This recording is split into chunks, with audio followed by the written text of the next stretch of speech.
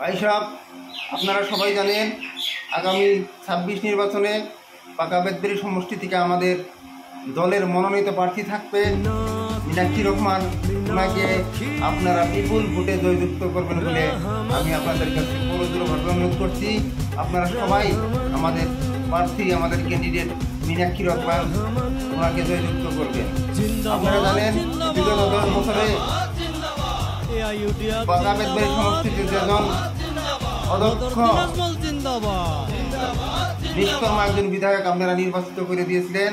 যাই হোক, ওটা সময়ের আহ্বান ছিল, আপনারা দিচ্ছেন, সিদ্ধান্ত নিতে হয়তো কিছু কিছু সময় ভুল হয়ে যায়। আমি আপনাদের কাছে অনুরোধ করি আপনারা যাতে পুনরায় এই ভুল করবেন না। দেখেন, যা 10 বছরে আজ পর্যন্ত একটা উল্লেখনীয় কাজ করতে পারে নাই আমাদের মাননীয় বিধায়ক জাকির হোসেন শিকদার সাহেব।